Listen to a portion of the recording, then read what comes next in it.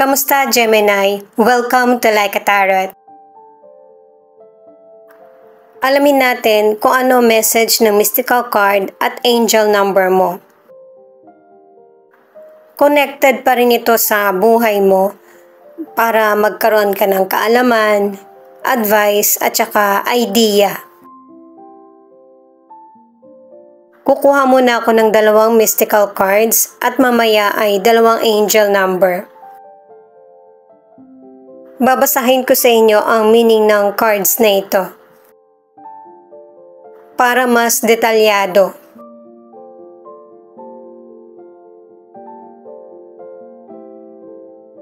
Ang ibig sabihin nitong Three of Spring ay mag-focus ka sa long-term na plano mo. Magiging satisfied ka sa career o negosyo. Pwede ang ilan sa inyo mo-order ka online or yung negosyo mo ay ini-import or export.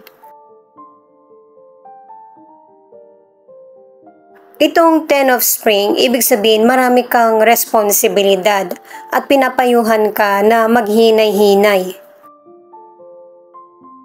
Na para hindi ka ma-stress at saka hindi maapektuhan yung kalusugan mo.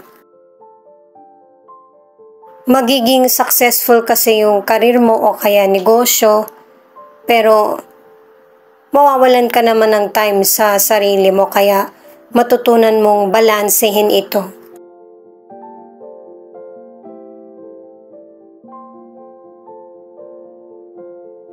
Two, 4, 4, 5. Balance your relationship and career. Oh, ganun din, di ba? Pareho lang din ng sinabi. Yung relasyon mo naman ang tinukoy. 4, 4, 4. The universe wants you to be happy, so it is going to send you a miracle. Kaya pala may dumarating na blessing sa iyo ay dahil sa marami ka ng mahirap na sitwasyon na pinagdaanan. Binabalanse din ng universe yung buhay mo. Paalala para sa mga bagong viewers na ang reading na ito ay timeless reading, general reading at guide po lamang kaya hindi po magre-resonate sa lahat. Kunin mo lang yung akma sa sitwasyon mo. At kung kailan mo ito napanood, yun ang start ng 1-week reading para sa iyo. Ikaw na bahala magpalit kung si person mo ito o ikaw. Unahin muna nating alamin yung card mo. Mamaya patungkol naman sa person mo, sa relasyon at outcome. Kaya ko inaalam yung sitwasyon mo at ng person mo para malaman natin kung meron bang pagbabagong nangyayari. Queen of Pentacles, 10 of Swords at Page of Wands. Dito sa mga cards mo pinapakita na maraming magandang mangyayari sa buhay mo. At kung ang ilang Gemini meron kang nararamdaman, pinapakita na sa cards na ito na seryosohin mo yung nararamdaman mo, na kailangan mong magpatingin para matahimik yung kaisipan mo. Ano man yung mga problemang pinagdaraanan mo ay mareresolbahan mo. Sinasabihan ka na ng maaga ng mga cards. Ang warning ng mga cards, huwag kang magstay sa sitwasyon na tingin mo imposible. At saka, magaling ka sa karir mo kaya may mga taong naiinggit sa iyo. Magaan din ang loob ng ibang tao sa iyo, lalo na yung mga superior. Ang advice ng mga cards, naghahanap ka man ng trabaho or meron ka ng negosyo or career, dito ka lang mag-focus para mas lalong mag-improve yung trabaho mo. At saka ang ilan sa inyo magaling kang dumiskarte. Kahit na magdagdag ka ng kita or magpalit ka ng trabaho or naghahanap ka, magiging pabor pa rin sa iyo yung kapalaran. Para sa ilang single, ang advice ng mga cards, kung meron ka mang person na nagugustuhan, huwag mo ipakita na palaging andyan ka para sa kanya at saka yung pinaparamdam mo na gustong-gusto mo siya. Ibigay mo yung pagmamahal mo kapag yung person, ikaw na lang talaga yung tinitingnan. Sa mga nasa relationship, nagkakaroon ng seryosong problema ang relasyon kasi merong third person na nanggugulo sa relasyon nyo. Kahit ganito yung nangyayari sa relasyon nyo, pinipilit mo pa rin na maunawaan yung sitwasyon at maresolbahan ito ng payapa. Ito yung cards ng person mo, Two of Pentacles, the Devil in reverse, at the High Priestess in reverse. Kung ano yung goal sa buhay, dun dapat mas nagfo-focus. Kasi itong mga cards, kung halimbawa may question yung person mo patungkol sa buhay niya, walang kasiguraduhan, at saka no ang magiging sagot. Makokontrol mo naman yung buhay mo basta yung tamang direksyon yung pipiliin mo. Magandang advice at paalala na ito sa person mo, sa mga cards niya. Kailangan niyang mag-isip ng ibang option kung may mga naiisip siyang solution sa problems niya. Sa financial, ang advice ng tatlong cards na ito ay mag-ingat sa mga taong manloloko or scammer. Mahihikayat ka talaga ng person na ito na maglabas ng malaking financial. Kaya ang advice ng mga cards, mag-ingat. Pwedeng isang tao lang siya or grupo sila na maghihikayat sa iyo. Online na transaction, tas makakapunta rin siya sa bahay mo. Kaya ingat. Para sa ilang single, may potential person na hindi ka naman talaga niya gusto.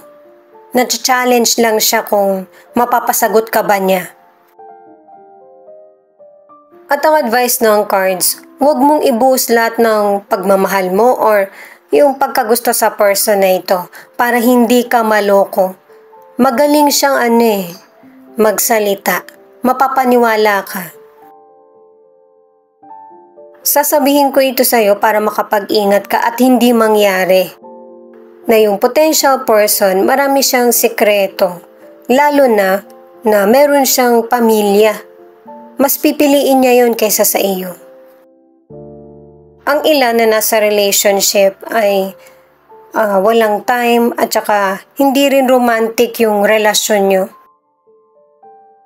At ang advice ng cards, kapag hinarap mo to ng agresibo, hindi kayo magkakasundo ng person mo at hindi magiging maganda yung ending. Kaya hinay-hinay or maging kalma. Guys, general reading ito kaya kunin mo lang yung akma sa sitwasyon mo at saka ikaw na magpalit kung si person mo ito o ikaw. Nine of Cups, Three of Cups, at Knight of Swords. Kung hindi naging maganda yung sitwasyon mo sa career, sa negosyo o kaya financial, dito sa mga cards na ito ay klaro na. Kumaga, maganda yung magiging takbo ng career mo at saka financial at negosyo. Makakatulong ka sa pangangailangan ng pamilya. At ang advice ng cards na ito sa relasyon or pakikipag-communicate mo sa kapwa, umiwas sa pagtatalo. Kung gusto mo itong harapin, kailangan klaro yung isip mo. Alam mo kung ano yung dapat mong isagot na hindi ka mapapahamak or makukorner. Sa kalusugan, nakadalawang cards ka na healthy yung pangangatawan mo. At kung ang ilan naman magkaroon ng sakit, hindi naman ganun kalala, may healing pa rin. Ang iba sa inyo, kailangan na talaga ng suporta ng gamot. Ang importante, tumatalab sa iyo at saka kahit papano gumiginhawa yung pakiramdam mo. Sa mga single, ito yung tamang panahon na marami kang makilala at ito yung magiging chance mo na ma-meet yung person na next na makakarelasyon mo. Ang ibang friends mo kasi mahilig sa salo-salo or may dinadaluhan. Doon mo makikilala yung person. Mas maigi na to na kilala ng mga kaibigan mo para alam mo na talagang single. Sa mga nasa relationship naman, kahit marami ng pinagdaanan na negatibo yung relasyon nyo, hindi mo susukuan yung person mo. Sisikapin mo pa rin na buo ang family at bibigyan ng chance ang person mo na magsimula muli. Itong outcome na card naman ang alamin natin. Itong Five of Wands ang nagsasabi na sa mga challenges na dumarating sa iyo sa past or present, nag-iiba yung mindset mo. Kasi hindi sa lahat ng oras, lagi mong pagbibigyan yung person. Magkakaroon ka na rin ng boses. At itong The Lovers ang nagsasabi na dahil sa totoo yung pinapakita mong emosyon sa person mo, naapektuhan din siya. Kung nagtitiis yung person mo, mas nagtitiis ka. At tingin ng person mo, wala na siyang makikitang katulad mo. Itong Six of Wands ang nagsasabi na makakamit mo yung tagumpay na nakalaan para sa iyo sa career, sa negosyo, sa financial, at saka sa love life. Makakaani ka rin ng respeto sa kapwa mo or sa person. Matutuwa din yung universe sa nangyayari sa buhay mo na nagiging happy ka or matagumpay. At saka magpapatuloy yung tagumpay na meron ka. Kasi base na rin sa mga cards mo, ano man ang gender mo, single ka man or nasa relationship, matyaga ka. At yung pagkakataon na darating sa iyo, sa career o negosyo, uumpisahan mo na tong planuhin. Kahit na sabihin mo sa sarili mo na hindi ka ready, pero naibigay na sa iyo kaya kailangan mong aksyonan. Ibig sabihin, kaya mo. Siya nga pala, kung merong third person ang relationship nyo, ikaw man ang piliin niya or hindi, pabor pa rin sa iyo yung kapalaran. Maganda kasi yung mga last cards mo Leo, Sagittarius, Capricorn, Pisces, at Taurus. Ito yung ilan sa 12 zodiac na nangunguna sa reading na ito. Thank you nga pala sa mga nag-like, share, comment, and subscribe. Ingat po kayo palagi saan man kayo naroon. Pwedeng hanggang dito sa charms mag-resonate ka or hanggang sa tarot cards lang. Ito naman, yung letra na posibleng andito yung letra ng pangalan nyo ng person mo. Or isa lang sa inyo ng person mo ang may letra ng pangalan dito. Ikaw na bahalang tumukoy.